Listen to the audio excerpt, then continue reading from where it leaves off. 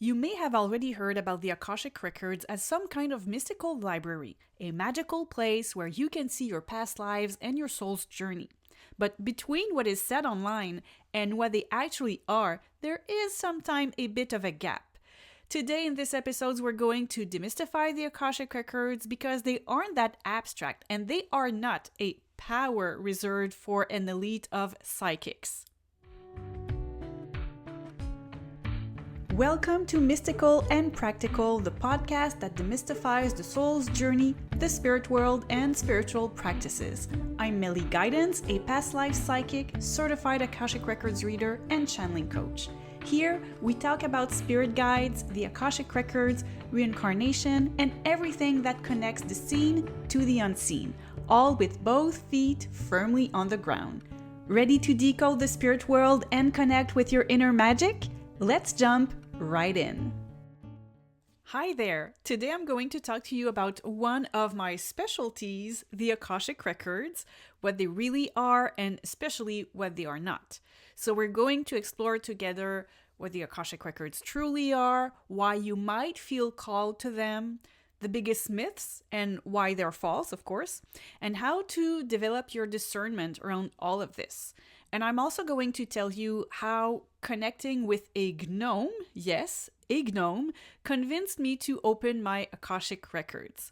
But before we go any further, I want to let you know that I have recently launched a free webinar on the Akashic Records. And in this webinar, I guide you through your very first Akashic visit. So there is a part that is a theory part, but there's also the practical part, and I guide you through your first Akashic visit so that you can get a feel of your Akashic Records and maybe even a look if you had good clairvoyance already. And it's a simple, grounded, and safe way to have a little peek in your Akashic Records. I'll leave you the link in the description. It's completely free. And if you feel the call while listening to this episode, this is honestly the best place for you to start. So let's start with the beginning. What are the Akashic Records really? Well, the Akashic Records are a vibrational space that contains all the information related to your soul since its inception. So that includes how your soul was born, your soul family, your relationship with your spirit guides, and then of course your past lives, basically your soul journey, also everything about what you're going through in this current life, so your patterns, your talents, your fears, your potentials. So in a way, your Akashic Records are your book of life. And this space is accessible through energetic connection, and everyone can access it because it is your record. So of course they're yours, you can access it. And as I said, it's an energetic connection. It's a vibrational space, and it's a space that we actually connect to when we are in between lives, which I also call this space to be the astral plane. So in between our lives as we reincarnate, so imagine you die from an incarnation, but you don't reincarnate right away. You spend some time on a place called the astral plane. And when you spend some time there, of course, as I explained in the episode on what's happening when you die, you have your life review right really, really shortly after you die. You have your life review with your spirit guides. But then once all this is done, you reunite with your soul family, and then you go to what my spirit guides call Earth School. And when you get to that place, it's interesting because to get there, you need to raise your vibrations, because in Earth School, there is a place where your Akashic Records are. Your Akashic Records, they are super elevated.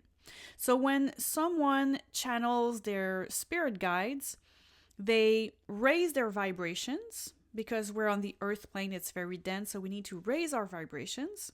And our spirit guides have super, super high vibrations, so they lower their vibrations a bit so we can meet in the middle. What happens is that your Akashic records, there are higher up than your crown chakra.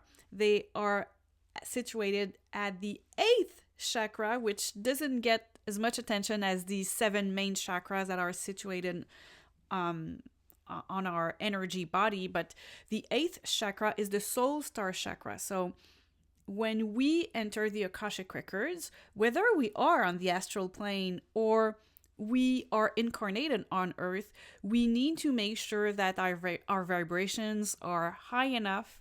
And so before entering Earth school, when we are on the astral plane, we kind of go through an energetic shower to raise our vibrations and be ready for that. We do the same when connecting to the Akashic records. And I talk about it in the webinar, by the way. And so when we go to Earth school, there is some kind of learning that happens with our soul family, with our spirit guides, because we've been born with our soul family. We reincarnate with those members who are our soulmates, as I explained in the soulmate episode. And then we get to a practice, or rather a teaching, that is much more individual and personal. And at some point, we each go on our own and we go to access our own Akashic records. And when we do so, to me, it's like in Harry Potter. So once again, I'm here with a Harry Potter reference. I gave a reference in last episode 17 on synchronicities. If you haven't listened to that one yet, there's a Harry Potter reference example there. But when you open that book of life, it's an energetic book that you open, right? Nothing on the astral plane is material. Everything is energy. But you open this energetic book and you can look at your past lives, your past experiences, and you can go, okay, I want to look at this life and this moment. And then it's as if a mini movie is going on, and you can either watch it like we can see in the newspapers in Harry Potter, or you can either be sucked in the experience like we see in the pensieve in Harry Potter. You are sucked in the experience, and if you decide to do that, you are going to feel very vividly everything that you felt during the experience, and then you can also kind of pop into the other person's energy and understand how they felt during the situation or the interaction with you. So this is something that we are accessing when we're on the astral plane, and we can also access when we're here on the earth plane. And when you access those lifetimes, you can see your whole soul journey, your past lives, but also your potential futures. Actually, you can see your past lives.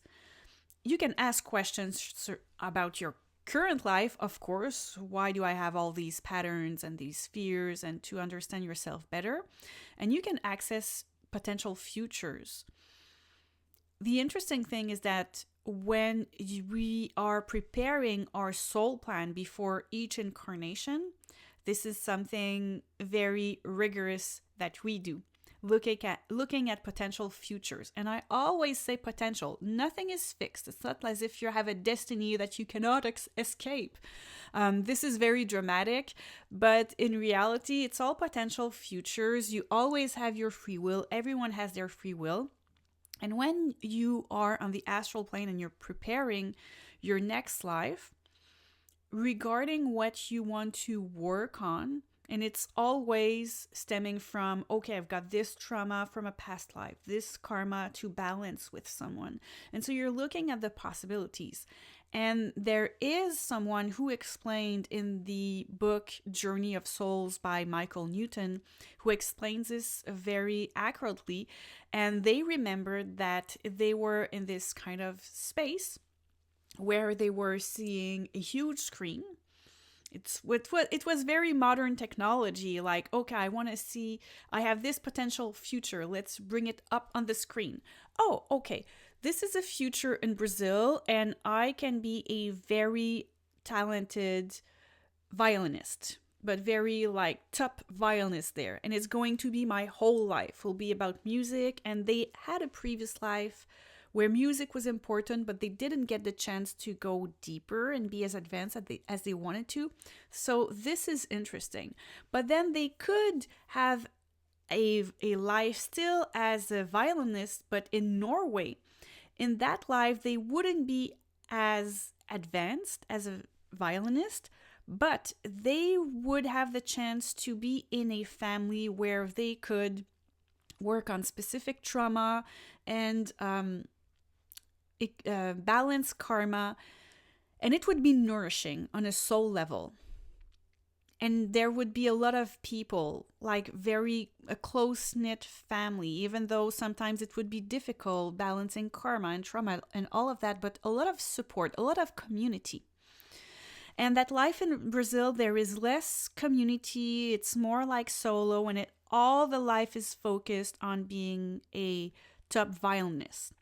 And that person explained there were other options as well, but just for the sake of this podcast, I'm going to just explain those two options. So we have many potential futures that we can look into in our Akashic records when we prepare our soul plan. And then once we are incarnated on Earth, it's not as interesting looking at our potential futures. We can absolutely go there. And but sometimes the spirit guides aren't really interested in sharing that information, except I find that if we are very doubtful, nervous, and we ask, can you please show me once the trauma I'm going through is healed, can you please show me a potential future of how myself as an expanded person from all that learning, what will I be able to do? And I did that once when I started with Meli guidance, and I was wondering, like, is it worth it, what I'm going to share? Will people be interested? Will it matter? Because I have a spiritualist soul type, so everything I do needs to go deep and it needs to make sense, it needs to have an impact. So I was wondering, and they showed me a glimpse of a potential future, which I don't know if it's going to happen, but it did like give me some, I don't know, pep in my step. It really encouraged me, and they showed me that I was speaking at an event, and I'm older, like my hair is even much more gray than it is right now, maybe even white. I feel like I was a very mature woman, and after I spoke, a woman came to see me to thank me for what I shared, and her daughter came too. And the spirit guides showed me that I am having an impact mostly with women on an intergenerational level. So will I end up speaking at an event? I have no idea. Right now, it's not as if it's a big goal for me, but they showed me that glimpse of potential future. What I do in my work, because I am an advanced Akashic Records reader, is that I concentrate more on how we can move forward in our current lives, looking at what's blocking us from past lives. Because I'm specialized in past lives, I'm a past life psychic and a certified advanced Akashic Records reader. So I'm putting those two together. But now maybe you're wondering, should everyone access their Akashic Records? So my answer is yes, if you are feeling the call, because it's not mandatory. Like no one comes here on Earth, not everyone, I mean, comes here on Earth having that mission. So if you feel the call, yes, absolutely. And don't worry about seeing things that you're not meant to see, because you will only receive the information you are truly ready to receive at that moment. And yes, we've had past lives where we had trauma, but our spirit guides will never show us something that is gruesome or that will trigger even more the trauma that we have in this current life. So if you're here right now, you're listening to this podcast, it's probably not a coincidence. in my book, The Akashic Records, because yes, I wrote a book, but it's only in French because my publisher is French. My publisher is in Paris, so I wrote a book on the Akashic Records.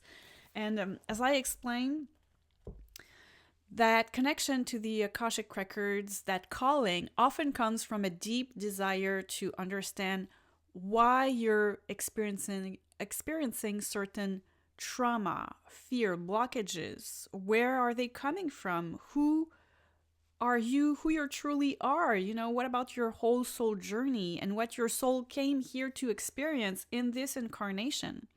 So all this to say that the Akashic Records, they are there to go deep. It's not something you use just to have fun out of curiosity.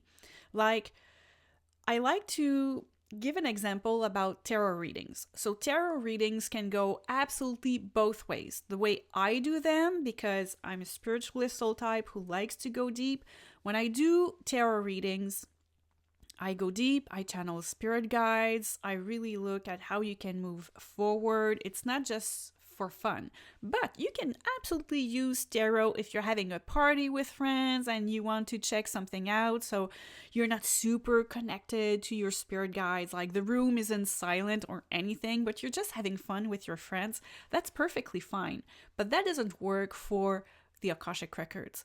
The Akashic Records are there for people who search for deep meaning. It's a tool for depth, and it's not a tool for prediction or surface level. And now, here's a time to share with you how I got called by the Akashic Records and my story with the gnome. So, I first heard about the Akashic Records through the magic of an Instagram story where someone said how they had an Akashic reading with someone and it was really wonderful. So I went and researched the Akashic Records. I was already channeling spirit guides. I was already starting working as a psychic. So I had my channeling skills developing more and more. And I was like, ooh, Akashic Records, a new modality. Let's go check that out. And so I did check that out. I bought a book, left my book on my nightstand, never read it. Until we were going with my husband and my daughter, we were going to a cottage for a long weekend. And I brought several books with me that I haven't read yet, and I took the book on the Akashic Records. But my goal wasn't specifically to read that book. I just brought a bunch of books, and I thought, whatever book I'm feeling called to read, I'm going to read that book. And I was also going to the cottage with the intention of doing an exercise that my mentor had given me. And that exercise was about connecting to be in nature, meditating, and connecting to something outside of me, either connecting to another plane or something around me. And I find it a tiny bit woo-woo, but then again, I'm already channeling spirit guides, so that's already a bit woo-woo, and I'm like, I have nothing to lose. Worst case scenario, I get out of this meditation and all I got was really nice meditation. So I go outside on the back porch and I start meditating, and then I get sucked in a tree trunk, the tree that was just in front of me. I get sucked in that tree and I am connected with the energy of the tree, and I immediately see gnomes that are going up and down. And just to be clear, when I say gnomes, I don't mean like the garden gnomes. In English, we kind of have the same term for those, and they are different in French, which is easier to make the distinction, but those are very different. So it's really the gnome as an elemental, and you've probably heard me talk about this because I have an energy healing with the gnome and the element of earth. So the gnomes, I see several gnomes going up and down, and I can see that they are moving the energies up and down.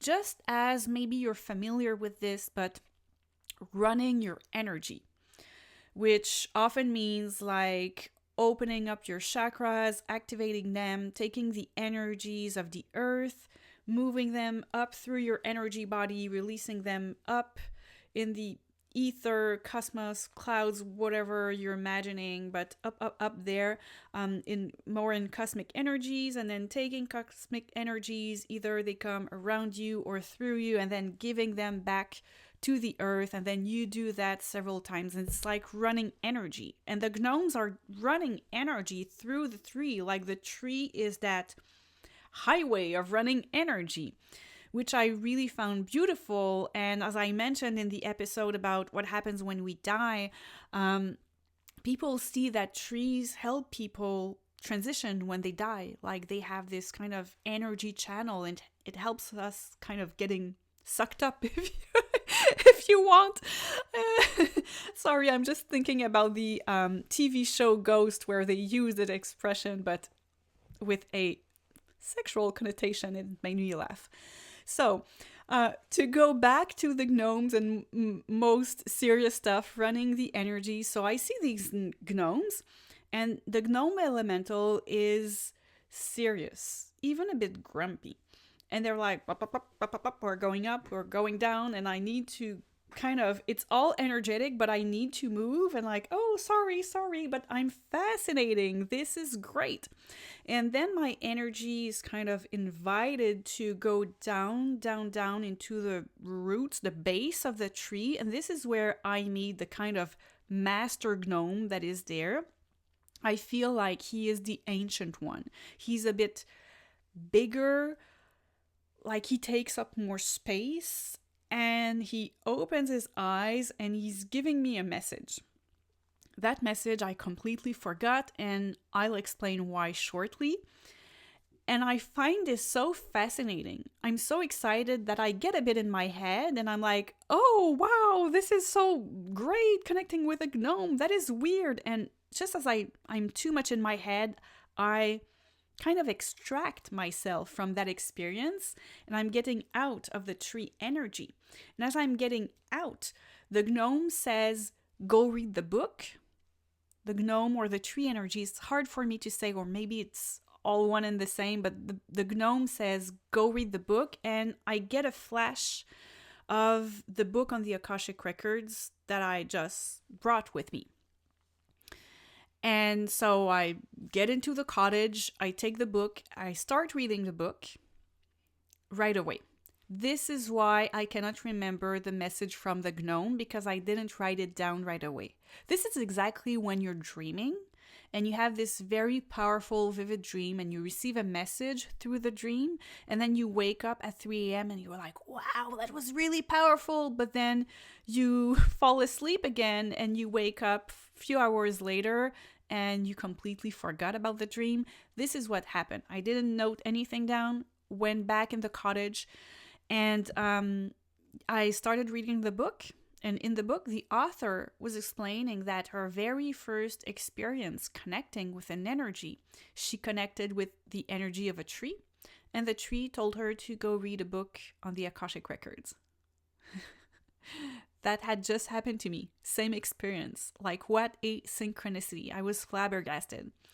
I read the whole book. I did some kind of experiences on my own, accessing my Akashic Records, and I realized that, oh, I was already accessing my Akashic Records sometimes for me, for clients, because I was so going up when I was connecting. I wasn't even realizing I was doing it.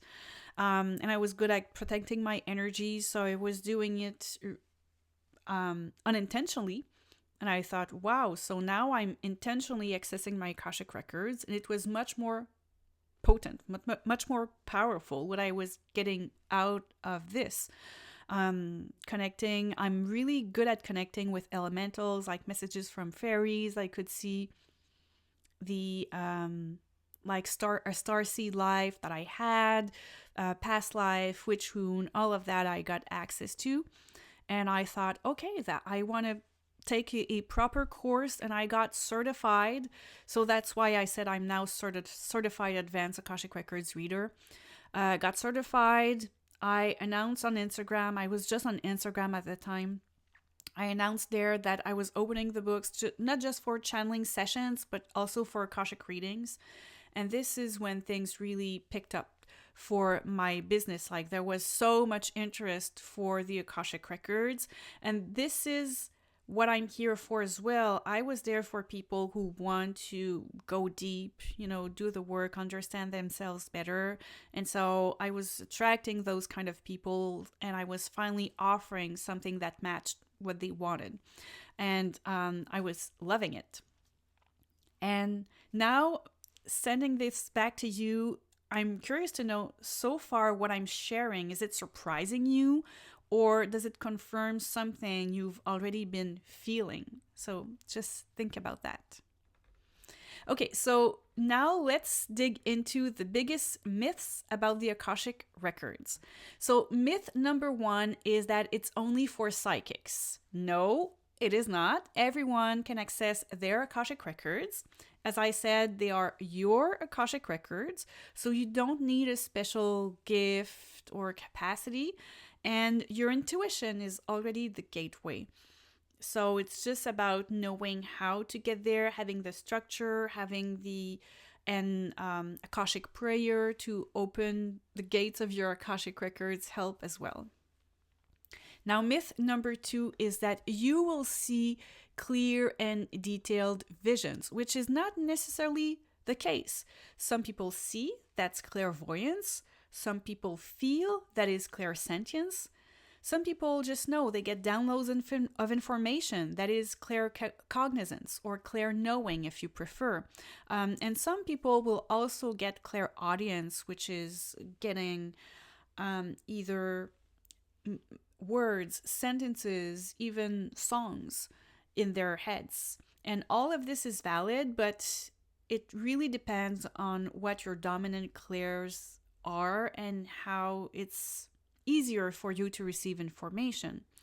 So you cannot compare yourself to other psychics that you are seeing online if they see detailed visions. Like for me, with practice, when I channel past lives, I see mini movies, but that might not be the case for you. And I'm going to give you an example of when I was doing my Akashic Records training. We didn't say, like, when we started the course at the very beginning, the teacher didn't ask us to introduce ourselves and say personal things about us. Like, we couldn't give any information about ourselves, so that when we got to the part when we were doing Akashic readings on each other, we would be really like fresh. We don't know anything about the other person. And so when I did my first reading with someone, I didn't know her at all. Opening the Akashic Records, I have my black screen, which I'm used to having because I already channel. So I have this black screen and I really take my time. It was a very great framework when there was no pressure at all. So I take my time just to feel the energy of our records. And the goal was just to ask in the records, what do I need to know about this person? Like, just give me a glimpse of this person. And I say to the person, that's funny. I can see you dancing. It's like, okay. And then I saw something like it was purple, something about lavender as well. Then we end the session and she gives her feedback. And I kind of heard her when I said, I can see you dancing. I heard, So I was like, maybe there's something there. Who knows? And she says, well, that's funny because I am actually a dancer and choreographer. And I really like that because I used to work in the dance community in Montreal. I worked there for 8 years, but don't go and think that I was a dancer. A lot of people think that when I say I used to work in the dance community. I was working in communications and marketing. But yeah, it was like we had a link together because of that. And I was like, that is so nice. Like I love dancing and all of this, but so I could just see her dancing. I didn't get a full movie about her life or anything. It was kind of just a little peek, a glimpse, but then it gave me some valid information. So that was myth number 2. You don't necessarily see clear, detailed visions. Now, moving on to myth number 3, it is that you can predict the future. No, the Akashic Records show potential futures if you want to look into them, but they're not certainties. You always have your free will. Everyone has their free wills. And the Akashic Records are there to help you. Yes, you can see your past lives, but also help you heal your current life. I mean, this is why you're here on earth. You want to grow, evolve, heal your wounds. And so this is how it's interesting to access the Akashic Records and ask questions about, why am I like this? Why do I have this ailment? How can I improve my relationship with my parents, my friends, my coworkers? What is more aligned with me for my next step forward? So yes, you can get a glimpse of potential futures, but it's never a specific fixed prediction. Myth number 4 is that you can know everything. No, you only receive what you're ready to understand and integrate in the moment and nothing more. And also, if that would give you all the knowledge on Earth and in the universe, that would be completely overwhelming. So it's not something that you use like in the movie Back to the Future when you get the, what is called the almanac? Not sure what's the term in English, but that book that was supposedly predicting the future, they don't print them anymore.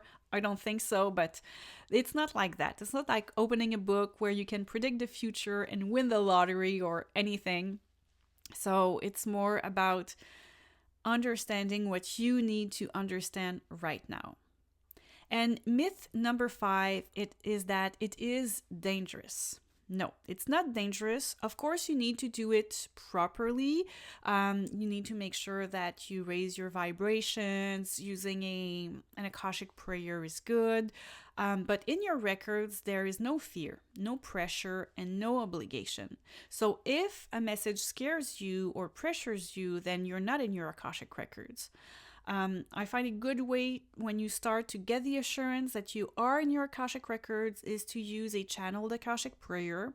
And if you're interested in going deeper, I share my prayer in my course. I say my prayer, it's a prayer that I channeled from my spirit guides. And so that is taught in my courses on the Akashic Records, because I have the level 1 course, which is how to channel your own Akashic Records. And there is also the level 2 course, if you want to go pro, where you learn how to read the Akashic Records of others. So that's if you want to go deeper. But before that, you can also register to the free Akashic Records webinar, just to see how you feel about the Akashic Records. So all in all, the Akashic Records are a space where your soul remembers, your soul understands, like it helps you to understand yourself better in your current life, and all this is done gently without force. Okay, now that you know more about the Akashic Records, you understand that it's not something mystical and inaccessible. It is a tool. It's a space of understanding, it's a space of guidance, and most importantly, it's a space that brings you back to yourself. As I said, if you want to go deeper, there is my Akashic webinar to do your first Akashic visit and take a peek. I'm going to link this in the show notes. I'm going to link the course as well if you want to jump into it right away. And now I'm curious to know, are you feeling called to the Akashic Records after listening to this episode? And I'm really asking this out of curiosity, because there's no pressure to say yes. It's not because you have listened to a podcast on the Akashic Records that you need to feel the call to the Akashic Records. There are a lot of different modalities, but I'm curious to know. So let me know in the comments. I would really love to hear from you. As I always say, I read all the messages. As always, thank you so much for being here. Take care. Bye-bye. Thank you for listening to the Mystical and Practical podcast with Meli Guidance. If this episode spoke to you, please subscribe to the channel and leave some stars, a thumbs up, or a comment. It truly helps to share the podcast with other old souls seeking a deeper understanding of the spirit world. If you're interested in getting an Akashic Records reading, a tarot reading, or joining one of my online courses, you will find all the details at meliguidance.com. This podcast was edited by plcm.ca and the original music was composed by record.bandcamp.com. Until next time, remember, we are all souls having a human experience and we can all be mystical and practical.